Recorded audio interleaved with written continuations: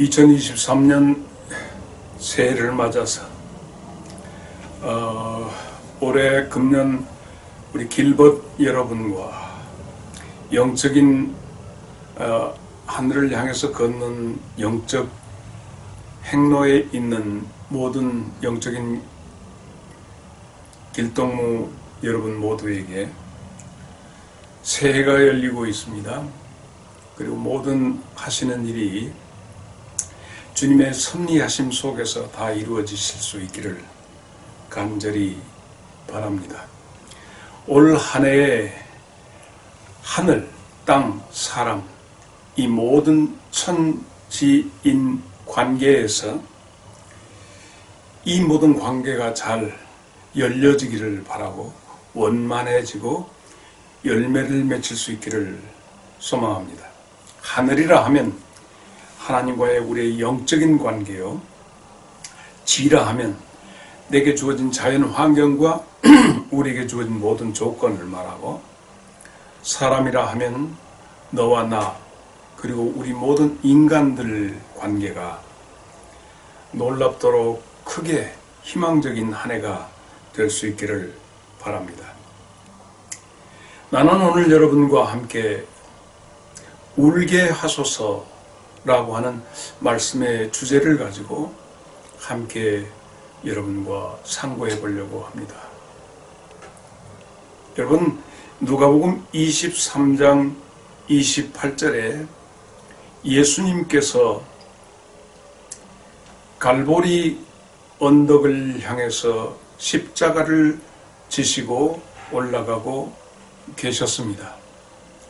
그때 예수님 뒤를 따르는 많은 여인들이 가슴을 치면서 슬퍼하면서 통곡하면서 예수님 뒤를 따르게 됩니다.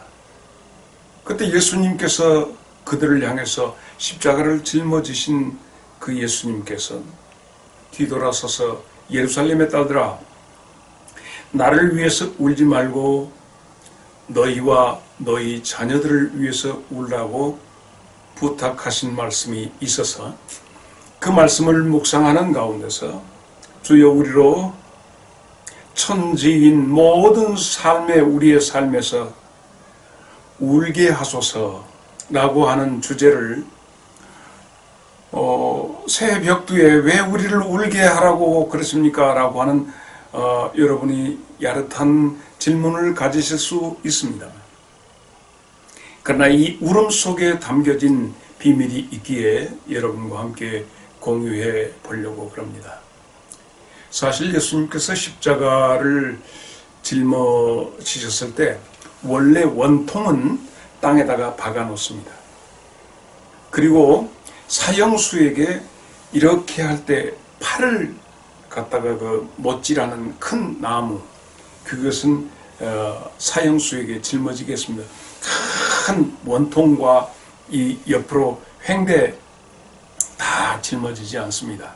그것은 이미 그 모처에다 이미 전일 작업을 다 해놓고 이제 직접 모욕을 주기 위해서 자기가 죽을 바라멜 그 통나무를 한나를 짊어지고 올라가게 됩니다.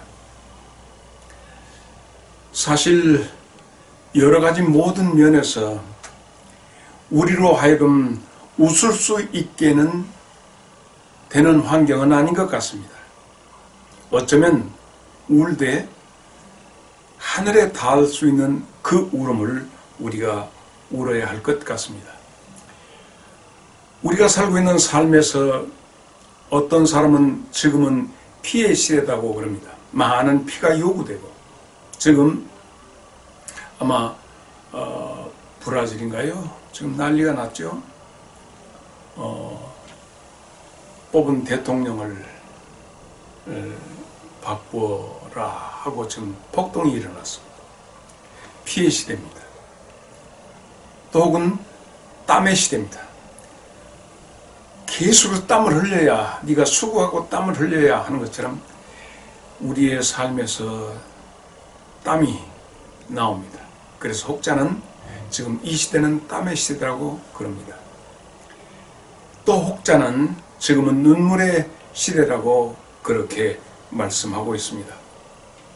우리가 흘리는 한 방울의 눈물 속에 너무나도 많은 사연이 담아져 있습니다.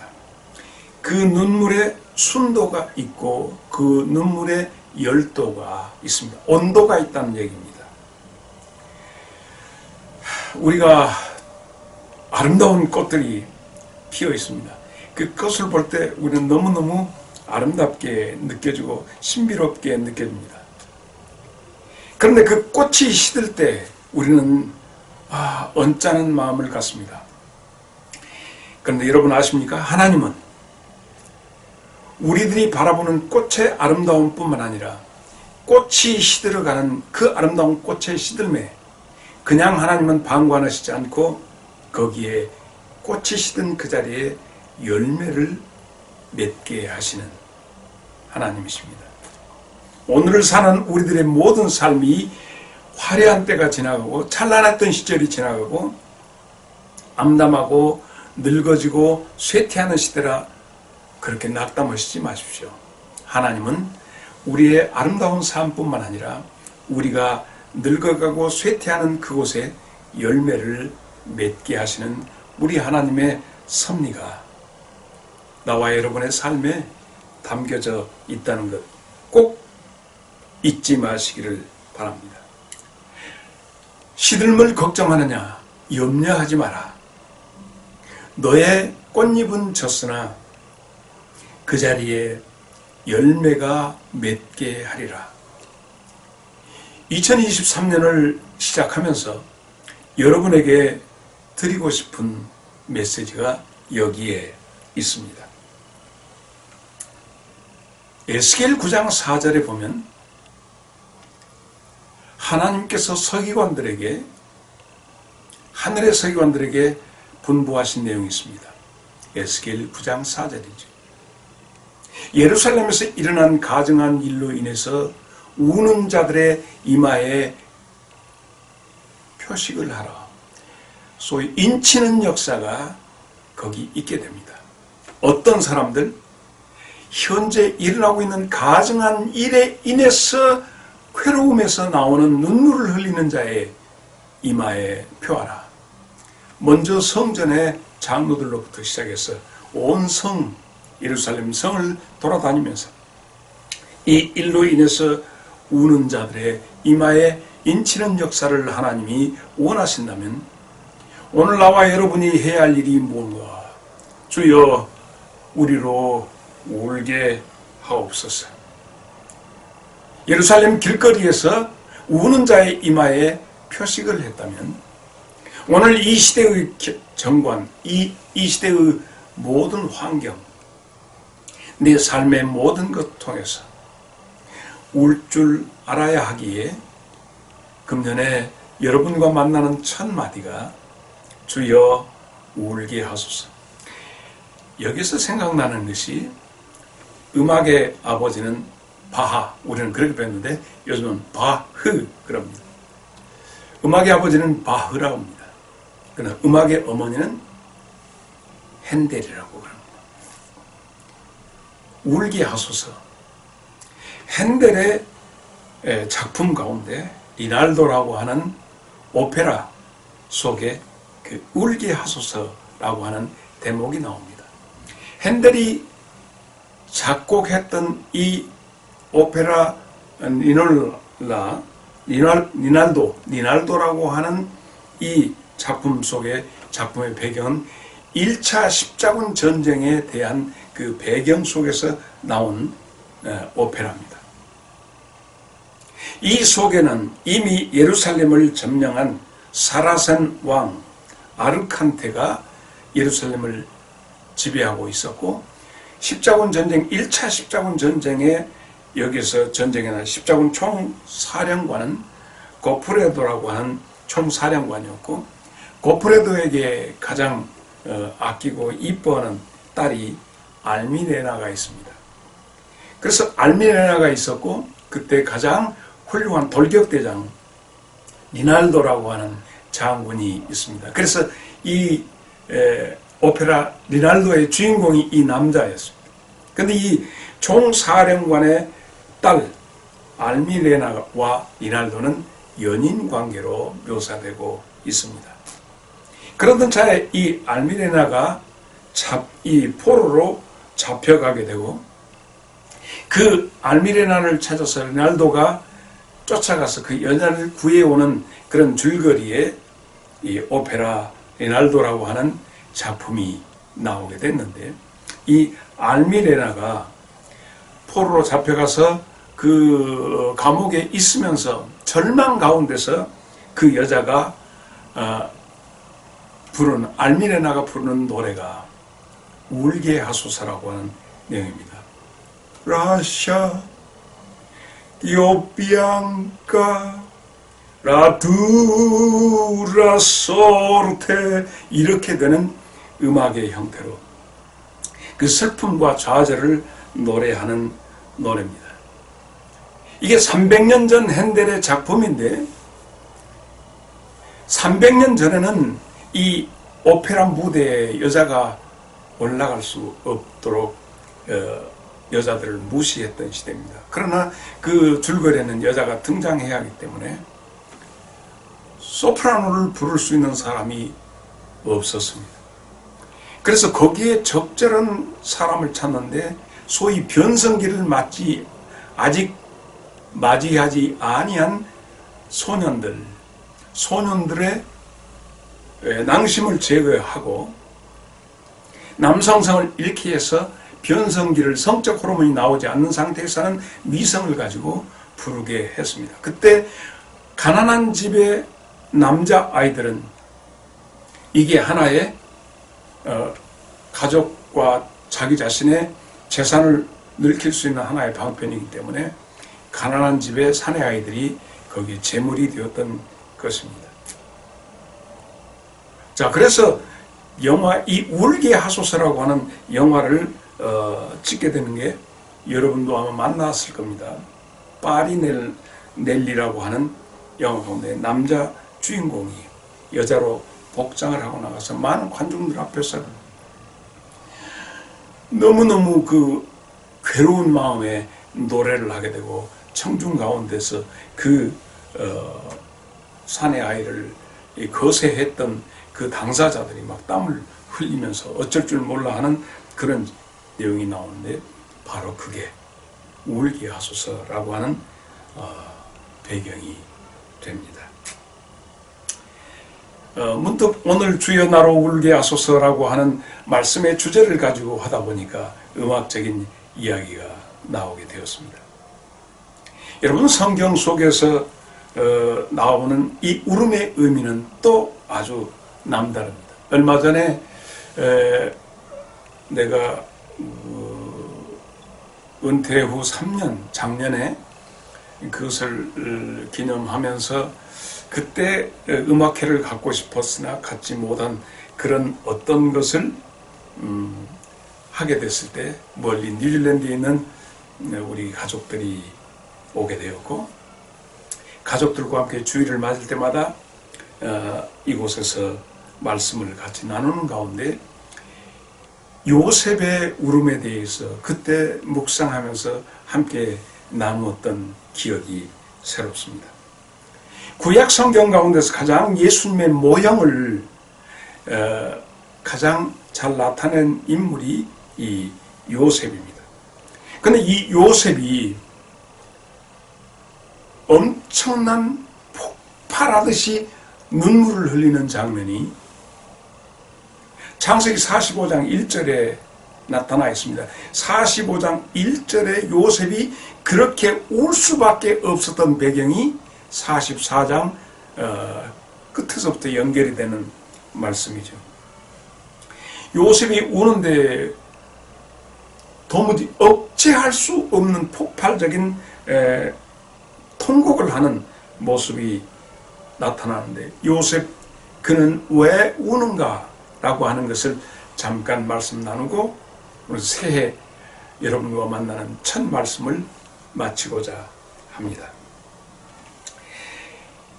요셉의 일대를 보면 요셉이 채색 옷을 입고 혹은 꿈을 꾸고 아버지에게 어머니에게 꿈 얘기를 이렇게 얘기할 때 그 얘기를 들었던 형들이 시기했다라고 성경에 나옵니다. 그리고는 그 얘기에 대해서 채색옷까지 다 입은 요셉이 자기들은 작업복 입고 있는 그것을 형들이 시기하고 하다가 아버지 심부름 때문에 형들한테 갔는데 형들이 저 새끼 죽이자 해가지고 그를 옷을 벗기고 채색옷을 다 아버지가 해줬던 그 귀한 채색옷을 다 찢고 양의 피를 묻혀서 죽여버리고 죽었다고 하자 하는 그런 모든 가운데서 요셉이 울었다는 구절이 성경에 나오지 않습니다. 소위 말해서 털 깎는 자 앞에서 잠잠한 어린 양과 같이 그의 모든 거 발가벗겨지고 노예로 애국으로 팔려가지 않습니까? 그리고 보디발의 집에 군대 장관 보디발의 집에 가서 노예 생활을 하게 되었죠. 그리고 억울한 일을 만나서 감옥으로 들어가게 되고 그 가운데서 요셉이 울었다는 구절이 없습니다. 감옥 생활하면서 떡관장과 술관장을 만나서 그들이 꾼 꿈에 대해서 설명해 주었고 이것에 대해서 좋은 결과가 있을 때는 날 잊지 말아다오 이런 부탁까지도 하게 됩니다.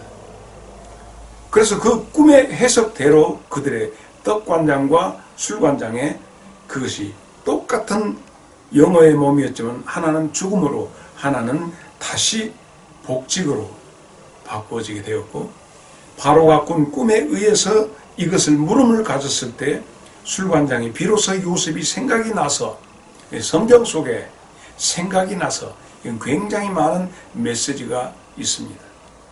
지난 1월 1일 날 나는 장성 제1교회에 가서 얘기하는 가운데 베드로가 네가 닭 울기 전에 나를 3번 모른다고 부인할 것이라는 예수님의 말씀을 들었지만 닭이 3번 울었으나 베드로는 그 말씀이 생각나지 아니었는데 예수님께서 비로소 그 모욕 멸시 받으시는 가운데서 베드로를 바라보시니 예수님이 하신 말씀이 생각나서 밖에 나가서 심히 통곡했다고 하는 말씀처럼 나는 여러분들과 함께 하나님의 말씀을 찾아가는 그래서 말씀의 오솔길을 찾아가는 가운데서 가장 중요한 하나는 생각나게 하시는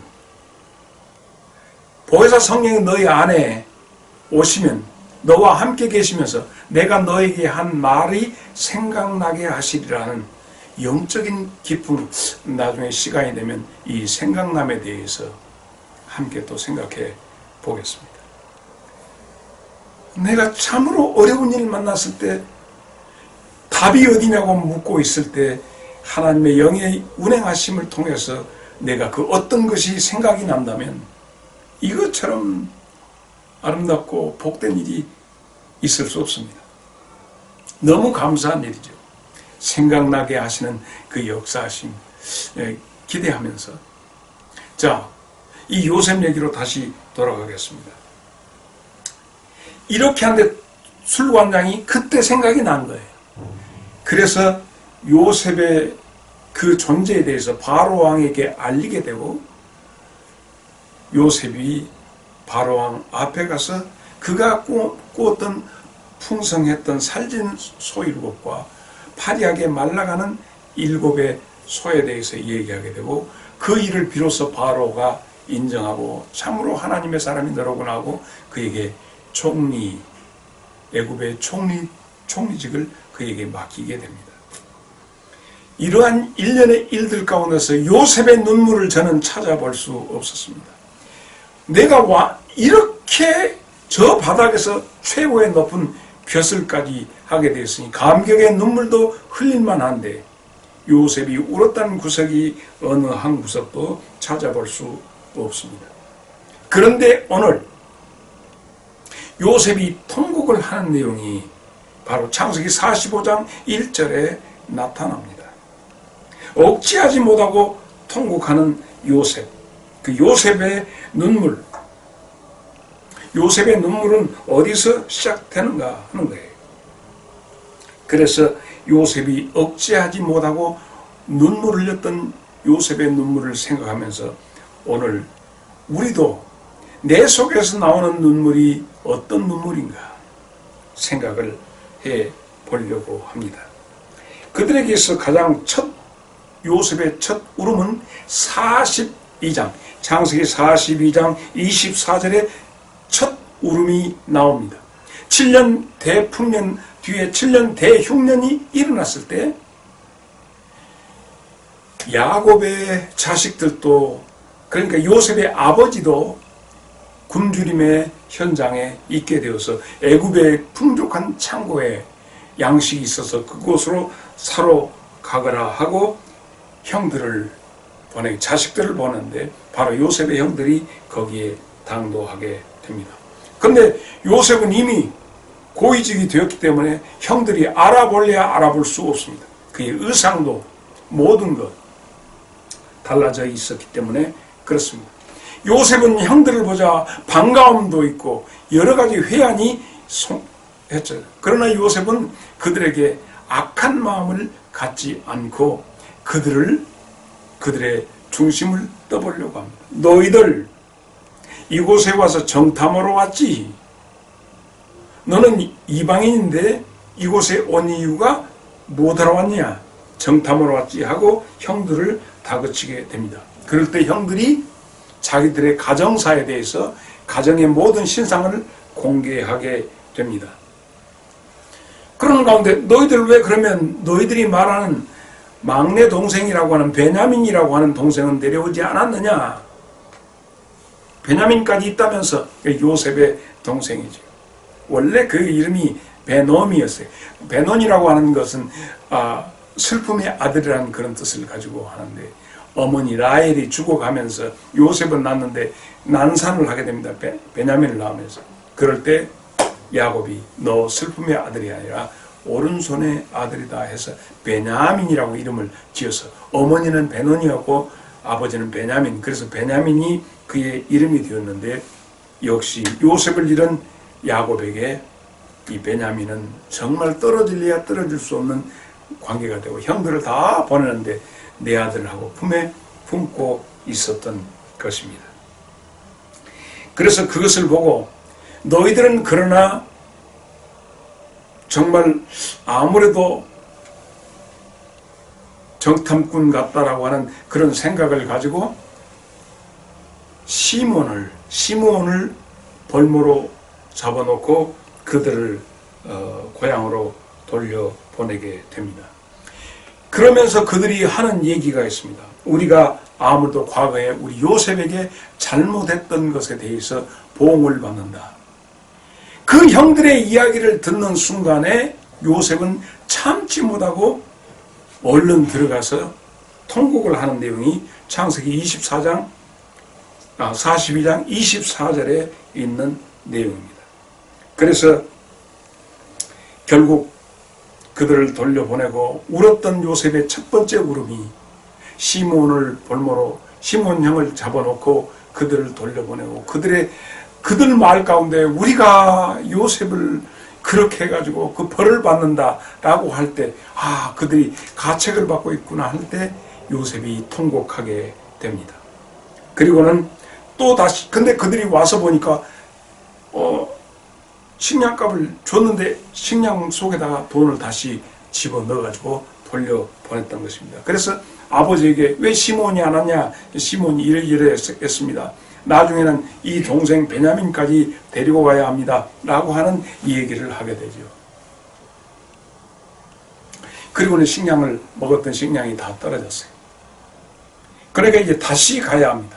그 돈도 다시 가지고 돈도 다시 배나 집어넣어가지고 다시 가는데 베냐민을 데리고 가야 합니다. 베냐민이 오니까 이제 그 과정에서 아버지가 오죽했겠습니까? 베냐민을 시몬을 데려온다고 하니까 베냐민을 보내게 되고 베냐민을 보니까 너무너무 요셉이 기뻤습니다. 기뻐가지고 그들이 너희들 말이 옳구나 해가지고 이번에는 자기 관사로 용산에 있는 것 말고 관사로 그 형들을 다 부르고 베냐민까지 다 불러서 같이 그들이 거기에서 대접을 받게 됩니다. 그러면서 베냐민에게는 5배나 더 음식을 더 주었어요. 형들에게. 그 마음이. 그래서 그것을 볼 때 그 43장 30절에 이것을 통해서 요셉이 얼마나 우는지 모릅니다. 그래서 잔치를 벌려서 그렇게 하면서 베냐민 그 백 속에다가 전부 집으로 돌려보내면서 돈도 다시 넣고 베냐민 속에다가 부하들을 시켜서 은잔을 꼼추게 하죠. 가는데 뒤에서 추적대가 쌀짐을 짊어지고 하는데 뒤에서 쫓아와가지고 너희들 짐 검사하자. 검사해보니까 베냐민 가방 속에가 은잔이, 요셉이 아끼는 은잔이 들어있어서 다시 그들을 잡아가지고 다시 돌아가게 됩니다. 그때 유다가 나타나서 이 베냐민이 가야 합니다. 이 베냐민은 아버지와 생명이 하나입니다. 내 동생 베냐민은 아버지와 떨어질 수 없으니 내가 볼모가 되겠습니다 하면서 유다가 간절하게 얘기하는 것에 요셉이 또 폭발을 하게 되는 것이 43장 30절의 내용이 됩니다. 유다의 간곡한 얘기를 듣고, 그래서 그 얘기를 듣고는 이제 세 번째 통곡하는 것이 45장 1절로 이제 5절의 이야기입니다. 그 얘기를 듣는 순간에 비로소 아버지 모시고 오라, 이곳으로 오라 하면서 1절 5절을 우리 아들 목사가 편집하면서 한번 보여줄 겁니다. 거기에서 하면서 울면서 통곡하면서 내가 요셉입니다. 비로소 자기 자신을 거기에 공개하고 있습니다. 유다 형의 그 얘기가 요셉으로 하여금 억누를 수 없는 마음이 솟아나게 하는 내용입니다. 금년 한 해 내가 바라기는 여러분 모두의 삶에서 요셉이 그 어려웠던 모든 것이 풀려져 나가는 관계, 하늘 관계 그리고 땅의 관계, 하나님은 요셉의 모든 것에 형통케 하심으로 보디발 집에도 감옥에서도 그리고 그가 만나는 모든 사람과 형통했듯이 길번 여러분, 하늘길 가는 동반자 여러분 모두의 삶이 요셉의 그것처럼 막힌 것이 다 뚫어지되 하나님이 함께하며 모든 사물과 주변의 모든 일도 형통하게 잘 되기를 바라고, 요셉이 형들과 맺었던 피로 얼룩졌던 그런 과거가 다 풀어져서 사랑의 눈물로 화해지듯이 여러분이 흘리는 피, 땀, 눈물 모든 것이 하나님 앞에서 다 소통되고 하나님이 받으실 만한 그런 인생이 되실 수 있기를 바랍니다. 요셉이 울었던 울음, 속울음, 겉울음, 이 모든 것을 통해서 스스로 자기 자신이 잘못됐다 하고 우는 그 형들의 모습, 회개하고 반성하는 그 모습이 요셉으로 하여금 울게 했다면, 내 주님 앞에서 우리의 잘못된 모든 것을 고백하고 죄를 회개하는 우리들의 모습이 주님으로 얼마든지 우리를 용납하고 하시는 주님의 눈물이 아닐까. 예루살렘아 예루살렘아 선지자를 죽이고 내가 너희들에게 파송된 자를 돌로 치는 너희여 하시면서 주님이 울었던 그 주님의 눈물도 생각이 납니다. 모두가 막혔던 것이 터져서 하나 되는 요셉의 통곡의 눈물. 2023년 나와 여러분의 모든 것이 우러러 하늘을 보면서 통곡했던 요셉의 눈물처럼 모든 벽이 허물어지고 우리가 모두 다 그리스도 안에서 하나 되는 한 해가 되었으면 합니다. 그래서 주여 이 울음 나로 울게 하소서. 요셉의 울음은 모든 이에게 선물이었습니다. 선물, 프레젠트. 프레젠트라고 하는 말은 현재의라고 하는 말도 해석이 됩니다. 선물이라는 뜻도 해석이 됩니다. 오늘 바로 이것이 우리들에게, 오늘을 사는 우리에게는 현재 이것이 선물입니다. 여러분의 삶이 하나님의 큰 선물이 되기를 새해 벽두에 여러분 모두에게 축복하고 축원합니다. 여러분 감사합니다. 다음 주에 여러분을 다시 말씀으로 만나겠습니다. 감사합니다.